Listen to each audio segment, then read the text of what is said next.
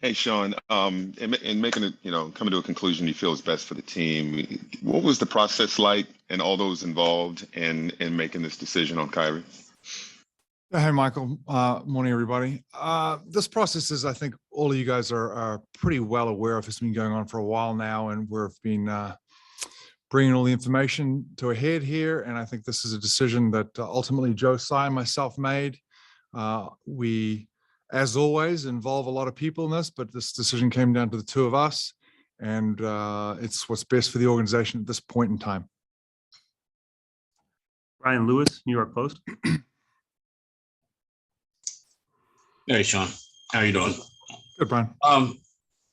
It seemed not that long ago, at least from the outside, that there was a resignation that Kyrie might be a part-time player, playing less than half of the games. Obviously, you said this was collaborative and there was this discussion. I'm curious, was that inaccurate? I mean, was that not accurate, that was never really an option for the team, that they were always going this way? And if that's not the case, if you guys came to a conclusion, yeah, that's just not acceptable, what tipped the scales there? Yeah, I think we had everything on the board. We looked at everything. When you make a decision like this, it's one that you don't want to do it hastily. Again, involve all the parties, think about all the variety of different outcomes. I think we all know what our objective is this year and how a decision like this may be able to fix that ultimate objective. So they're never easy decisions, but at the end of the day, I think we're looking at putting a group of people out there that are going to be able to participate fully, and that's where this comes down to. And we're not looking for partners that are going to be, half-time. I don't think that would be fair, not only on the team and staff and ownership and fans, but to be quite frank, not fair on Kyrie either. When you're putting somebody out there that potentially can't get the right ramp ups and right build ups and so forth, and look as good as he or the team should under a different set of circumstances, that's why this decision was ultimately made. Gina Cervasio, Fox 5.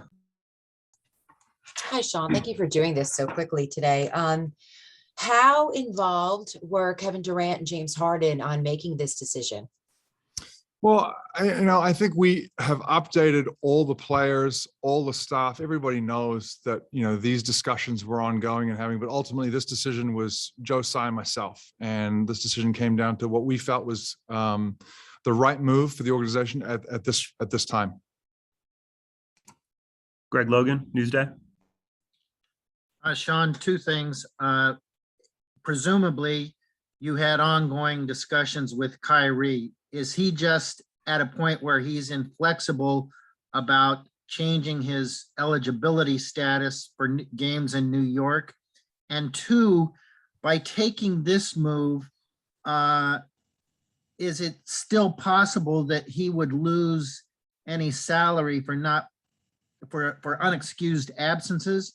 Or is that off the table, and does he get his full salary? Yeah, the only salary that he loses, Greg, is going to be for the home games. That's it. So, other than that, no. Your first question again, sorry?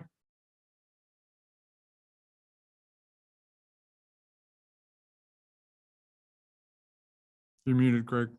Yeah, I had to find my icon there. I just wanted to know about the ongoing, presumably there were ongoing discussions with Kyrie ahead of it. Did he reach a point where it just became clear to you that he was inflexible about changing his eligibility for home games? Well, Kyrie's made it clear that he has a choice in this matter, and it's ultimately going to be up to him what he decides. We respect the fact that he has a choice and he can make his own and right to choose.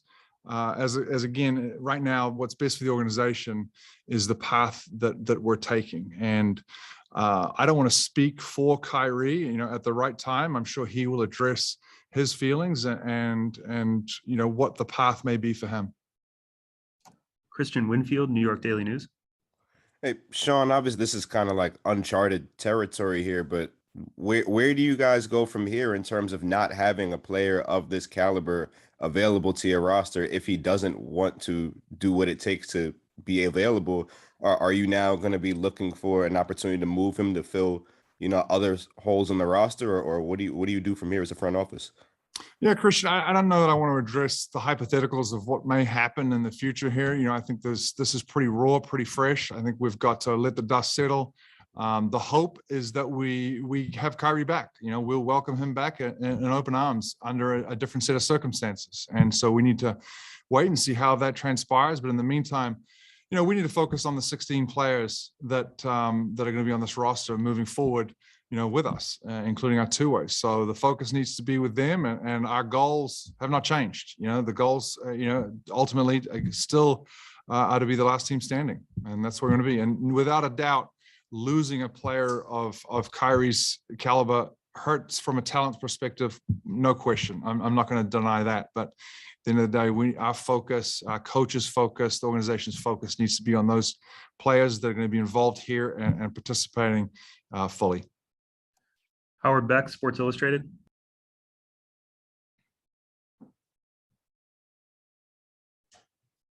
Sorry, didn't unmute. Been a while. Hey, Sean. Hi, Two-part question here. Given the nature of this decision, fairly drastic and maybe unprecedented, did you consult the NBA at all on the grounds that you have as a team to do this?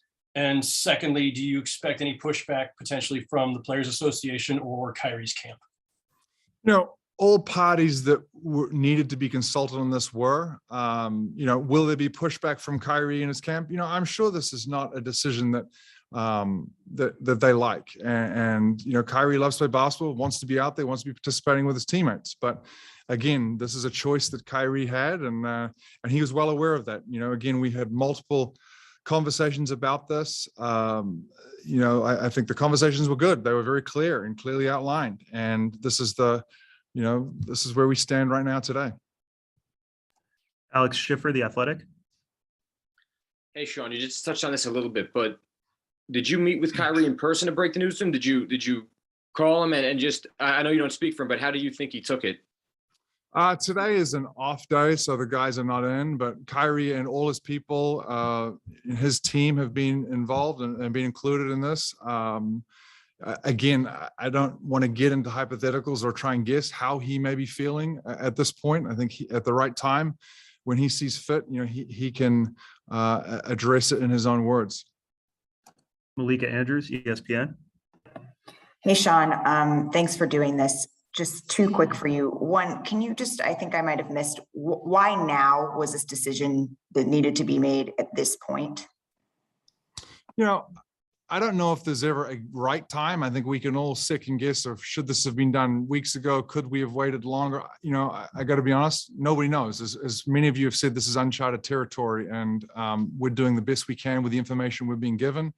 And ultimately, we're trying to do what's best for this organization and the group of players that are moving forward here. And for those guys to be able to continue to perform, for them to create chemistry, collaboration on the court. I think this is the fair time to do it, and to do it right now and move on.